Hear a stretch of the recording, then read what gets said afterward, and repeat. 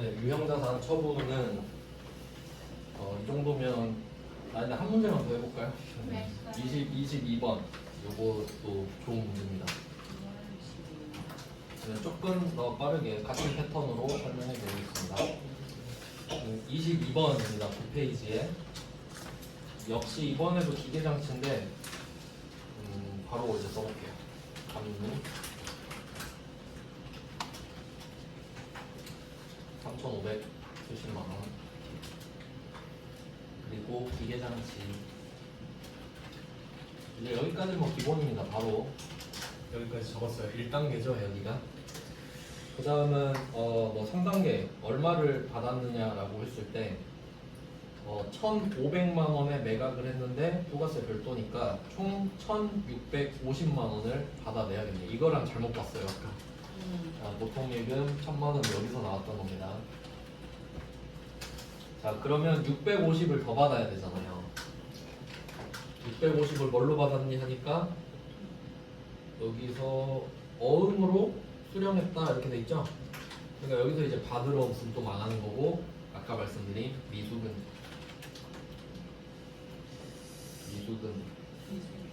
650이죠. 그리고 제가 여기 하나 고치고 싶은 게 있는데 지금 우리가 기계를 파는 회사가 전주잖아요. 네, 마지막 줄에 보면 전주에서 발행한 어음으로 수령하였다 있잖아요. 네. 저는 이거를 진주로 너무 바꾸고 싶어요. 진주로 너무 바꾸고 그 너무 좀 양아치 같잖아요. 그러니까 좀 어쨌든 뭐 전주 말고 익산 뭐 이 정도로 바꿀 수 있다 하면 미수금의 거래처도 바꿔야 된다는 거예요. 그럼 배서 양수니까 그것까지 생각하시면 마스터입니다. 유형자산 처분은. 그래서 지금은 내가 기계를 파는 거래처랑 어음의 주인이 똑같으니까 그냥 미수금 거래처를 안 바꾸는 거죠. 자 그리고 이제 2단계가 부가세 예수금입니다. 부가세 예수금은 150으로 이미 정해져 있죠. 자, 여기까지 해놓으면 이제 입력하고 나머지를 이제 찾으면 된다 이거죠. 2번 하니까 좀 낫죠? 네, 이것도 한번 입력해 볼게요. 3월 23일입니다. 자, 유형은 세금계산서 발급했으니까 11번이고 품목은 역시 기계장치예요. 공급가액은 1,500만 원이에요. 파는 가격이죠. 거래처는 전주 전자 발급 1번입니다. 공개는 당연히 허가이고요. 자 그럼 2번 부가세 예수금은 이미 끝나 있어요. 그리고 제품 매출은 옆에 기계장치 보고 바꾼다 그랬죠. 기계장치로 바꿔주시고 금액도 5천만 원으로 바꾸고 대변으로 기계 뺐으니까 바로 차변 붙이죠. 차변으로 붙여서 기계가 206번이니까 207 바로 써주시고 감가상각 무게 3,570만 원을 씁니다. 이렇게 하면 1번이 딱 끝났고요. 그 다음 이제 3번 뭘로 받았냐라고 하면 차변의 보통액은 1,000만 원. 그러니까 금액도 다 바꿔야 되죠 계속. 보통액은 1,000만 원에 나머지는 어음으로 650입니다. 그래서 미수금 이것도 조심해야 되죠. 미수금 650만 원 여기까지 되거든요. 근데 여기서 혹시 이 어음의 주인이 전주가 아니라 익산이다라고 하면 이 거래처를 바꿔줘야 한다는 거죠. 네, 거기까지가 최대 난이도 높였을 때. 자 그럼 여기까지 하면 답 다 나왔죠? 지금 차변이 더 큽니다. 그럼 우리는 처분 이익이 생긴 거예요. 차변이 더 크니까. 그래서 대변 4번 만들고 F2번은 유형자산 처분 이익을 해주시면 70 이렇게 끝납니다. 아닙니다. 이거 빠르지 않아요. 이건 이제 따로 이제 연습을 해보시면 돼요. 아래쪽은. 답은 제가 최대한 빠른 시일 내에 고쳐놓도록 하겠습니다. 마음이 급해서 자료만 지금 바꿔놨거든요. 그래서 뭐 유형자산 네 문제 이렇게 보시면 되고 10페이지는 범위가 넘어가서 끝내겠습니다. 그러면 이제 11페이지예요. 드디어 11번 과세가 끝났습니다. 자 이제 두 번째가 나왔어요. 이제 매출인데 첫 번째가 11번 과세. 얘는 세금계산서 발급이었어요. 그럼 이제 17번 카바로 돼 있죠. 17번 카바는 언제 나오냐라고 했을 때 얘는 당연히 신용카드 매출점표를 발급했겠죠. 뭐 발급, 발행 같은 표현입니다. 그러면 이게 무슨 뜻인지 생각을 해보면 상대방이 세금계산서를 요구하면 세금계산서를 주겠죠. 그러면 11번. 근데 상대방이 그런 거 됐고 카드나 받으셔 그러면은 우리는 카드 긁어줄 거 아니에요. 그럼 그 점표를 주면 17번 카바다. 그러니까 카드로 결제를 했는데 상대방이 우린 과세 물건을 팔았다 이거죠. 자, 그러면 이 두 개가 가끔씩 경합할 때가 있거든요. 이것도 한번 생각해 볼게요. 난이도가 조금 높아질 수 있는데, 그러니까 여러분이 이럴 수 있잖아요. 내가 물건을 사러 갔어요. 여러분이 물건을 사는데 세금계산서 보내주세요라고 한 거예요. 그럼 세금계산서 받았죠? 이메일로 보내줬다고 할게요. 그리고 결제는 카드로 할게요. 이럴 수 있죠. 그러면 거래는 한 개인데 여기에 대해서 세금계산서도 받았고 카드 전표도 받는 꼴이 되잖아요. 그러면 우리는 거래를 두 번 한 거냐? 아니죠. 그럼 그렇게 한 거래에 두 개의 증빙이 나올 때가 있단 말이에요. 둘이 경합해서. 그럼 그때는 세금계산서만 주고받은 걸로 합니다. 좀 당연한 이치인가? 세금계산서가 여기서 짱이거든요. 그래서 이 11번 과세에 지금 적어놓지는 않았지만 여기까지 메모하시면 좋아요. 이거랑 신용카드 매출점표를 같이 발급하는 문제도 가끔 나옵니다. 가끔. 그러니까 지금 우리가 세금계산서만 발급한 것만 봤잖아요. 가끔씩 세금계산서를 발행해주고 상대방은 카드로 결제했다 이런 문제 나온단 말이에요. 그러면 두 개가 같이 간 거죠. 그래도 11번 과세라 이거예요. 왜냐면 우리는 세금계산서만 준 거예요. 무슨 말인지 아시겠죠? 둘이 겹치면. 그러니까 이 17번 카바가 성립하려면 세금계산서는 안 주고 카드 전표만 준 거여야 해요. 그렇겠죠? 네, 그런 거랍니다. 그러니까 그거 있잖아요. 그 호랑이 없는 데서 여우가 왕 노릇한다고 약간 그런 느낌이에요. 세금계산도 없으니까 내가 대신 할게 이런 느낌이죠. 그러니까 결론은 카드 전표를 주면 17번이다. 그리고 참고로 이것까지 말씀드리면 세금계산서를 요구하는 쪽은 기업일 확률이 높겠죠. 그러니까 거래처일 확률이 높겠죠. 근데 카드 전표는 뭐 기업끼리 거래하는데 만약에 1억짜리 물건을 카드로 긁었다 그럼 수수료만 막 200만 원 이러거든요. 그러니까 카드 전표는 보통 개인이 많이 사요. 현금영수증도 마찬가지고요. 한번 볼게요. 자, 27번부터 쭉 보겠습니다.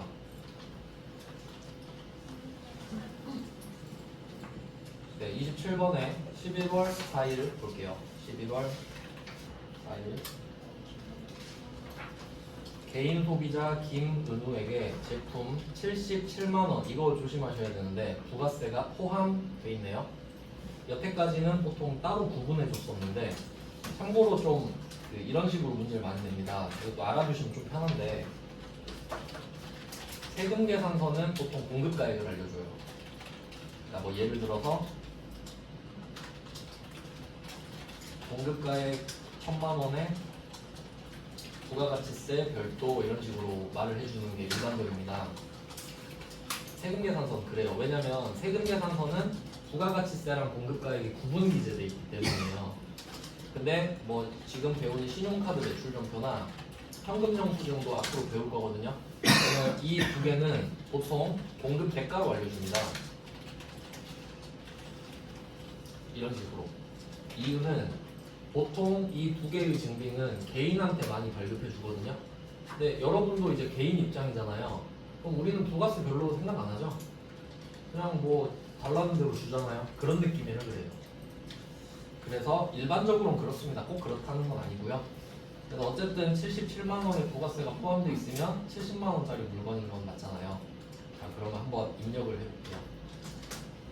유형은 17번인 거 확인하셨죠? 그러니까 지금 카드 점표란 말 안 나오잖아요. 근데 상대방이 나한테 카드 내밀었죠. 그럼 카드 점표를 우리가 주겠죠. 맞죠? 그 정도까지는 생각할 수 있어야 돼요. 유형은 17번입니다. 품목은 제품 매출이라고 쓸게요. 제품 팔았습니다. 그러니까 한 개 판 거 같죠? 한두 개. 자, 수량 단가는 무시하시고, 그리고 여기서 입력 포인트가 하나 있는데, 이거는 좀 외우셔도 되고 못 외우셔도 상관도 없지만, 이게 카과, 현과, 건별 이런 주제들을 배우거든요. 그러니까 얘네들은 입력할 때 공급 대가로 쓰셔야 돼요. 그냥 외워야 되는 건데 못 외워도 상관없습니다. 그러니까 무슨 말인지 보여드릴게요. 지금 우리가 카과 하고 있잖아요. 방금은 11번 과세였으니까 해당되지 않거든요. 그럼 지금 카과니까 77만 원을 써야 된다는 소리예요. 70만 원을 쓰는 게 아니라. 이 세 개는 그래요. 그냥 그렇습니다. 그러면 한번 보여드릴게요. 그리고 해결 방법을 알려드릴게요. 그게 더 중요하거든요. 왜냐면 까먹을 수 있잖아요. 저도 가끔씩 까먹어요. 그럼 보면은 여기에 77만 원을 쓰는 게 정답이거든요. 그러니까 공급 가액이라 써있는데 공급 대가를 쓰는 거예요. 부가세 포함된 거를. 자, 그럼 이렇게 77만 원을 쓰면 지가 쪼개져. 그럼 이걸 기억해내면 베스트인데 그럴 리가 없다고요. 그러면 그럴 때 알려드릴게요. 그러면 나는 암산을 너무 잘해. 공급가액에다가 70만 원을 적을 수 있겠죠? 그럼 이렇게 하면 금액이 박살났잖아요. 그러면 첫 번째 방법, 그냥 고친다. 첫 번째 방법, 그냥 고치세요.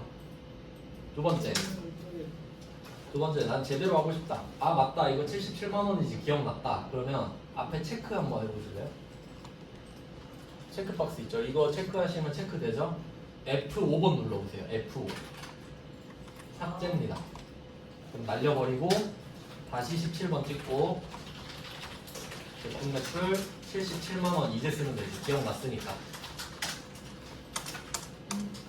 아시겠죠? 두 가지 방법 알려드렸어요. 그냥 고치기 또는 삭제하고 다시 하기. 왜냐면 저도 까먹는데 외우라고 말하기가 좀 민망해서.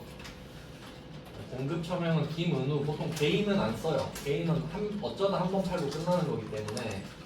근데 뭐 언급 없으면 그냥 찾아서 써주시면 되죠. 있으면 쓰고 없으면 말고. 자, 그 다음에 카과를 골랐기 때문에 밑에 신용카드사가 뜹니다. 공개로 가기 전에.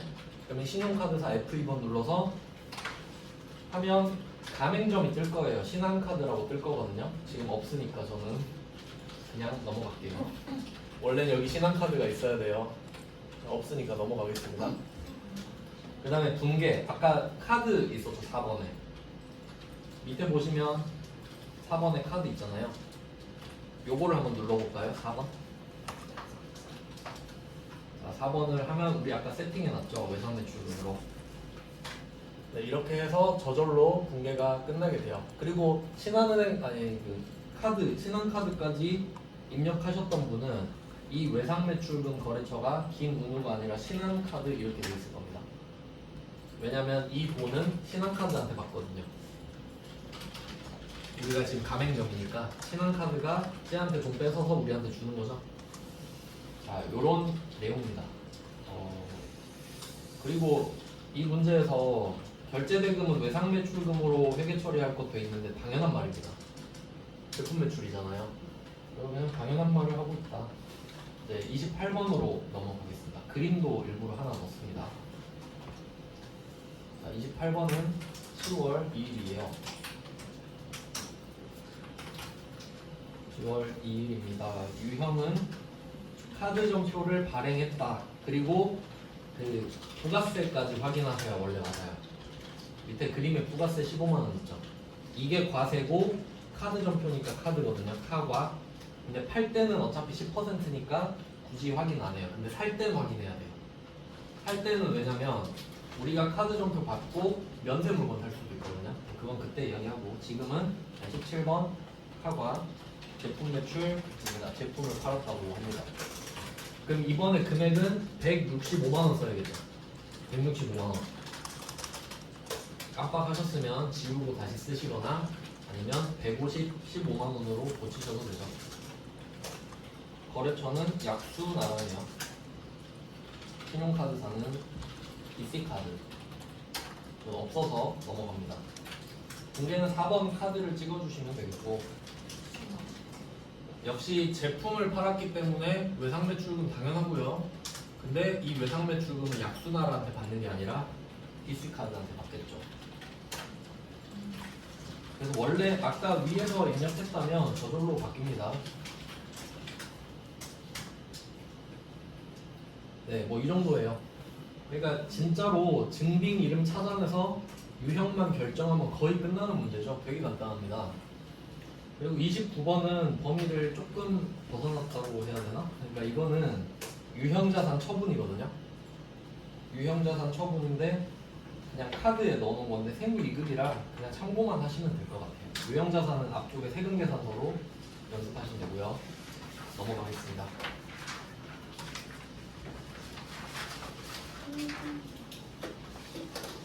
이제 금방 넘어가죠. 11번이 거의 다예요. 11번 과세가 거의 전부고 이제 22번 가겠습니다. 현과. 현과는 현금영수증 발급입니다. 당연히 과세가 전제가 돼요. 우리는 과세 물건을 팔기 때문에.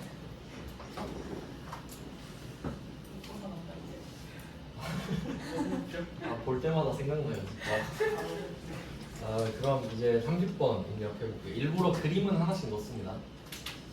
자, 30번 10월 27일이에요. 그럼 여기서는 현금영수증을 발행했다. 그리고 부가가치세 2만원이 있으니까 매출 현과 이렇게 되거든요. 그리고 뭐 날짜는 10월 27일, 유형은 네, 밑에 숫자 보고 그냥 찾는 거예요. 현금과세가 22번이구나. 품목은 제품 매출이고요. 공급가액은 얘도 22만원 써야 돼요. 카와 현과 건별이 이렇게 세 개가 같아요. 거의 개인한테 이렇게 팔거든요. 그래서 22만원을 생각해내면 제일 좋고, 뭐 지웠다 다시 쓰셔도 되고 고치셔도 됩니다. 그냥 공급처는 뭐 개인인데 개인은 거의 검색하면 안 나오게 돼 있거든요. 어쩌다 한 번은 그냥 만나는 사람이라서 뭐 있으면 그냥 쓰시고. 분계는 현금이죠. 1번으로 끝입니다. 개꿀 아닙니까? 그러니까 이런 게 거의 대부분이에요. 그러니까 유형자산 처분 같은 경우는 조금 특이한 문제고 실제로는 막 문제를 섞어놓은 다음에 세금계산서다, 카드점표다, 현금영수증이다, 유형 뭐게 이런 게 메인 매출 점표랍니다. 그러니까 그렇게 어려울 필요가 없죠. 그리고 밑에는 그 일부러 외국인 시리즈로 넣었거든요. 31에 32 보면 알렉스 앤드류 있죠. 근데 여기서 중요한 건 현금영수증을 줬다는 거죠. 그러면 현고예요. 별로 외국인도 그런 거 중요하지 않습니다. 그리고 뭐 밑에는 그냥 참고만 하시고요. 그렇게 중요한 것들은 아닙니다. 그냥 주제별로 쭉 모아놨을 뿐이에요. 그래서 방금 그 두 문제 정도, 한 문제? 한 문제 이거 30번 이것만 생각하시면 됩니다. 이제 건별이네요. 이제 쭉쭉 넘어가죠. 매출은 좀 쉬워요. 자, 14번 건별입니다. 건별은 한 건당 뭐 이 정도 뜻이 되겠죠. 키워드는 무증빙입니다. 증빙을 발급 안 하는 경우. 탈세의 주범이죠. 현금 매출 누락입니다.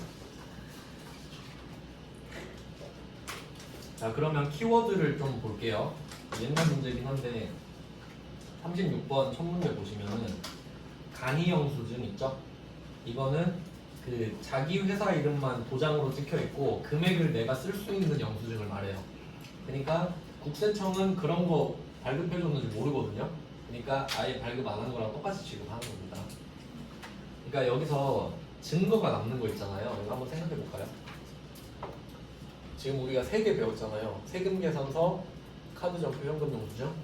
네, 뭐 아시겠지만 이 카드점표랑 현금영수증은 전산으로 다 기록이 됩니다. 그러니까 이거는 빼박이거든요. 기록이 남아요. 그리고 세금계산서는 물론 종이의 형태도 있지만 어쨌든 보고를 하게 돼 있어요. 국세청에. 전자로 발급하면 역시 보고가 되는 형태가 되고요. 그러니까 이 위에 3개 같은 경우는 증빙이 어딘가에 확실히 기록으로 남는 증거들이에요. 근데 건별은 그에 비하면 아니란 거죠. 그러니까 우리 둘만 아는 증빙을 주고받았거나 그럼 국세청이 알 리가 없잖아요. 그런 걸 건별로 쓰는 겁니다. 근데 실제로는 안 쓸 거라 그랬죠. 네, 그래서 얘도 부가가치세까지 포함한 금액을 써주시는 거고 아까 말씀드린 대로 간이형 수증 있잖아요. 얘는 국세청 입장에선 아무것도 안 준 거랑 똑같다 이거죠. 그래서 무증빙으로 빼는 겁니다. 그리고 바로 밑에 37번 보시면 거래명세서 있죠. 이것도 마찬가지예요. 서로 그냥 우리 둘만 거래했다는 사실을 기록한 거거든요. 그러니까 이런 건 어떤 느낌이냐면 증빙은 맞거든요. 서로 거래를 했다는 증거는 되잖아요. 어쨌든 기록을 남겼으니까. 근데 국세청이 인정하는 적격 증빙은 아니에요. 국세청이 보기에 그거 진짜 증거 맞네? 그렇게 인정 안 해준다 이거죠. 그러면 얘는 어차피 다 똑같으니까 한 문제만 입력해 볼게요. 36번으로. 형식적으로 그냥 하는 겁니다. 9월 23일. 유형은 결국 아무것도 안 준 거랑 똑같으니까 14번 검열돼요. 무증빙 써있네요. 품목은 제품 매출. 공급가액은 88,000원 쓰시면 돼요. 포함된 금액으로. 그래서 건별, 카과, 현과 부가세를 포함한 금액을 써주세요. 공급처는 황정수 뭐 없을 것 같은데 그냥 썼습니다. 그 다음에 붕괴는 좀 당연한 것 같긴 한데 현금으로 했으니까 좀 누락을 할 수 있는 거죠. 붕괴 1번 하시면 끝나요. 안 어렵죠? 이런 게 수준. 네. 시험 볼 때 네. 공급 참여의 비사업자는 직접 써야 돼요. 아니요. 그게 그것도 다 아까 있어요. 그러니까 코드가 있으면 찾아서 쓰시고요. 없으면 못 찾잖아요. 그럼 그땐 그냥 안 쓰는 거예요. 왜냐면 컴퓨터는 지금 저는 임의로 쓰고 있잖아요. 네. 근데 실제로 이렇게 입력하면 컴퓨터는 코드가 기록이 안 돼 있잖아요. 그럼 아무것도 안 쓴 거랑 똑같아요. 컴퓨터 입장에서. 근데 저는 여러분 보여드리려고 쓰는 거거든요.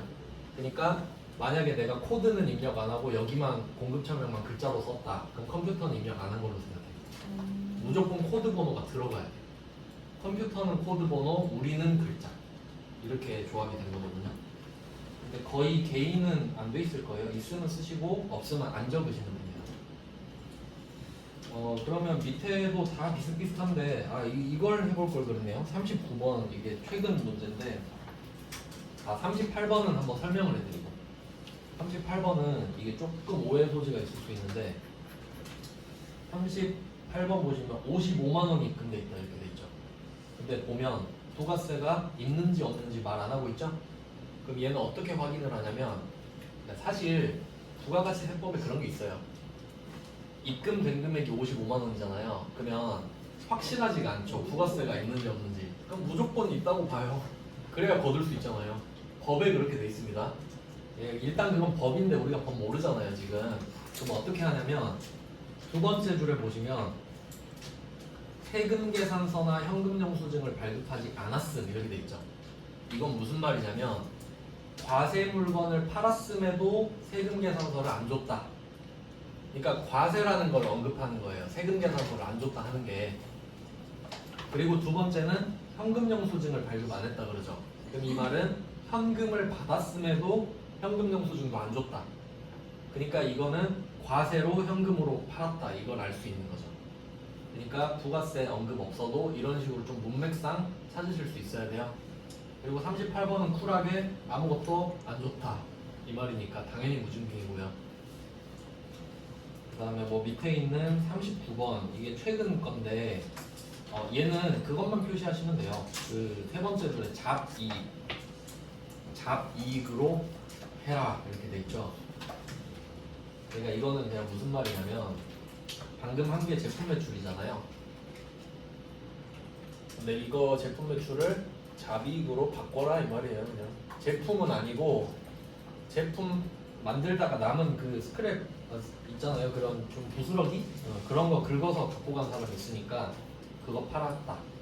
잡이익으로 바꿔주시기만 하면 돼요. 증빙은 똑같이 안 좋습니다. 그리고 이제 좀 특이한 게 40번이거든요. 그러니까 위에 있는 36번부터 39번은 똑같은 문제예요. 그냥 아무것도 안 줬다 이거거든요. 근데 40번은 좀 특이합니다. 이게 조금 애매한데 원래 세무 2급범인데 회계 1급도 가끔 내거든요. 그러니까 답만 알려드릴게요. 일단 좀 가라고. 40번 문제는 이거 제목을 간주공급이라고 붙일게요. 실무에서 되게 중요한 주제인데 간주공급이라고도 하고 공급 의제라고도 합니다. 뭐 이런 식으로 표현을 하는데 제가 그 간주라는 말 설명해드린 적 있나요? 간주? 했어요. 해줬죠. 그러니까 A로 간주한다. 아, A입니다. 넌 A로 간주할 거야. 너를 A로 간주할 거야. 그럼 넌 A입니다. 아무것도 묻지 않습니다. 절대 뒤집을 수 없어요.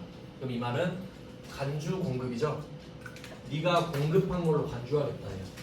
그 말은 부가세 갖고 와라. 저 안 팔았는데요? 아니 넌 공급이라니까? 부가세 갖고 와. 이 말이에요. 그러니까 조금 억울해 보일 수도 있는데 우리가 지금 아무것도 안 배웠잖아요. 그러니까 그냥 이 정도 알면 돼요. 답은 맞힐 수 있거든요. 그러니까 우리는 물건을 판 게 아닙니다. 근데 부가가치세법상 판 게 돼버렸어요. 그 말은 부가세를 걷어서 내야 된다. 걷을 데도 없는데 내 돈으로 내는 겁니다. 그냥. 그러면 한번 보여드릴게요. 40번. 개인 소비자에게 사무실에 잠깐만 이 문제 아닌 것 같은데. 이게 다음 죄송해요. 다음 문제인데. 죄송합니다. 40번이 아니에요. 이 문제 왜 했었지? 아니야 발급하지 않았다. 죄송합니다. 지금 봐야 될 거는 41번이네요. 이거는 착각했어요. 41번 보시면 전3회계 1급 111회로 돼 있고 이게 한 작년 초쯤? 그러니까 그래도 비교적 최근 겁니다. 그럼 이걸로 한번 설명을 해드릴게요. 배운 것도 있는데 지금 제품을 무상으로 제공했다. 이거 보면 뭐 생각나는 거 없으세요? 이거 제품을 팔아야 되는데 저격팔 그겁니다. 저격팔.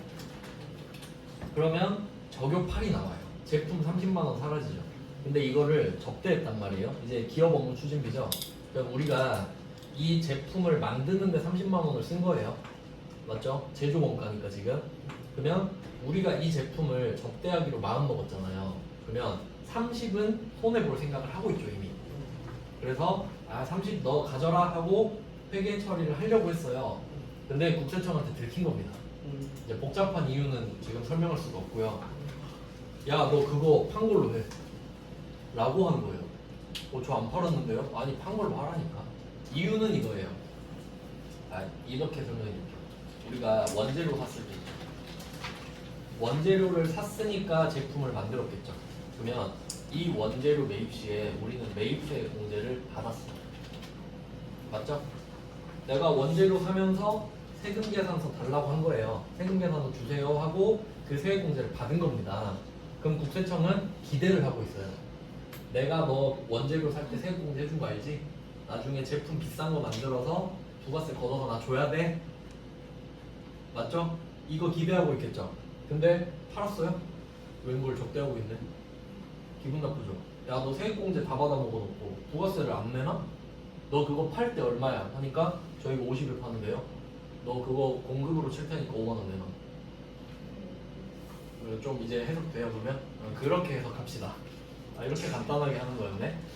그래서 세액공제 다 받아 먹어놓고 안 토해내니까 내가 직접 뜯어가겠다. 그게 간주공급이에요. 그러면 붕괴를 한번 찍어볼게요. 원재료 매입 거래처 이것도 조심하셔야 돼요. 매입 거래처입니다. 500 기업 업무 추진비 하고 이게 얼마냐 생각해보면 우리가 30만 원은 희생할 각오가 돼 있었죠. 접대 30만 원 할 거 생각했죠? 근데 국세청이 5만 원 더 뜯어갔죠. 그럼 우리는 본의 아니게 35만 원짜리 접대를 한 거예요. 합친 금액이 35만 원. 그러니까 이게 어려운 이유가 뭐냐면 적고나서 설명드릴게요. 자, 제품은 저격파를 쓰셔야 됩니다. 왜냐면 제품 매출이 아니잖아요. 그리고 부가세 예수금이 붙어요. 그러니까 우리가 이걸 걷진 않았는데 생긴 거예요. 즉 내 돈으로 내야 된다는 소리입니다. 팔질 않았으니까. 근데 이게 되게 중요한 거예요. 자, 그러면 이게 왜 어렵냐? 자, 이 제품 30만 원 떨어뜨리는 거 있잖아요. 요거는 회계의 영역이죠. 내가 이거 만드느라 30만 원 썼으니까 이거 주면 30만 원 나간다. 이거는 당연히 기업회계 기준입니다. 근데 이 밑에 부가세는 뭐예요? 부가가치 세법이죠. 이 두 개가 같이 들어가네요.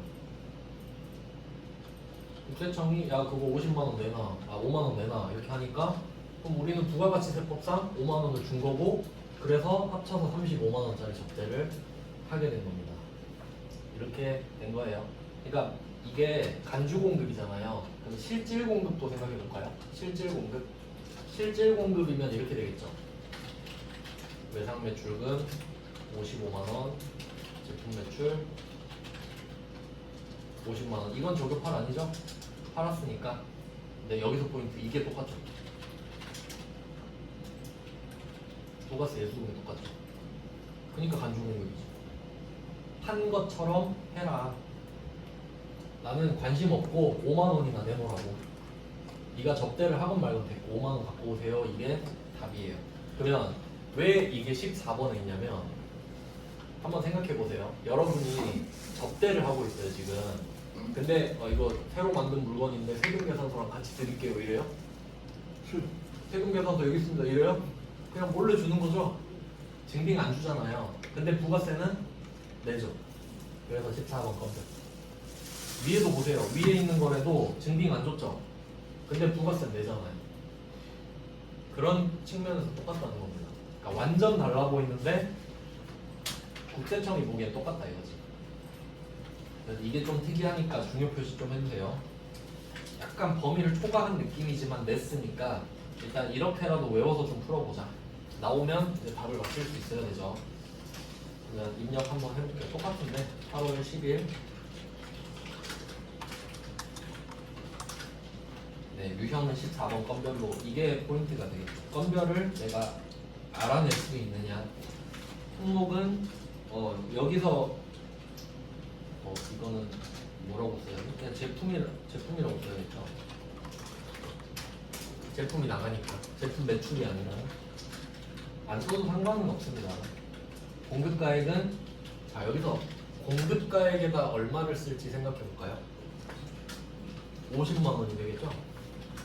공급한 것처럼 부가세를 내야 되잖아요. 그러니까 공급가액은 50만 원을 쓰셔야 돼요. 간주 공급이잖아요. 30이 아닙니다. 자, 봐봐요. 저도 실수했죠? 고치시면 돼요. 50만 원, 5만 원으로. 아니 삭제하고 55만 원 주셔도 되고.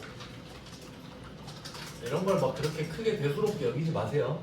저는 그냥 외워야 된다 생각도 안 해요. 하다 보니 외워진 거지. 그 다음에 거래처. 거래처 한번 생각해 볼까요? 거래처는 없습니다. 그냥 혼자 부가세 삥 뜯기잖아요. 그러니까 간주 공급이란 말은 실제로 공급을 한 건 아니란 소리죠. 그러니까 거래처가 없지 당연히. 근데 혹시 이상한 거 적을까봐 아예 거래처 이름을 말을 안 해줘 버렸죠. 틀리지 말라고. 그래서 아 그렇구나 하고 넘어가시면 되고 붕괴는 네, 혼합으로 가볼게요. 고쳐야 되죠 밑에. 자 그러면 일단 제품이라고 써놓은 거를 보고 제품 매출을 제품으로 바꿉니다. 30만 원으로 바꾸셔야겠죠. 자산의 감소니까. 자 이렇게 대변을 조정하면 35만 원으로 바뀌고 사변에 기업 업무 추진비 500건을 골라주세요.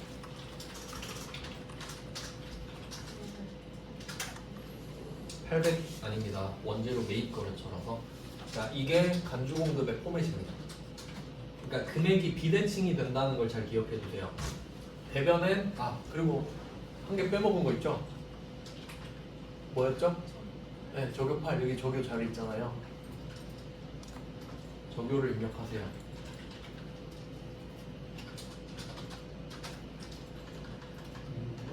똑같이 하는 건데. 어디다 적는 거지? 일반적으로 아니 여기도 똑같이 적을 수 있거든요. 뭐가 바뀐 거지? 여기다. 여기 앞에 여기 콩할 만한 칸 있죠. 적용 앞에. 여기 F2번 누르셔서. 참. 네 이렇게 앞에 8번만 F2번으로 찾아주시면 돼요. 그러니까 일반 전표는 8을 직접 썼는데 보고 이건 F2번으로 찾아야 된다 좀 차이가 있네요. 근데 이것도 빼먹으시면 안 됩니다.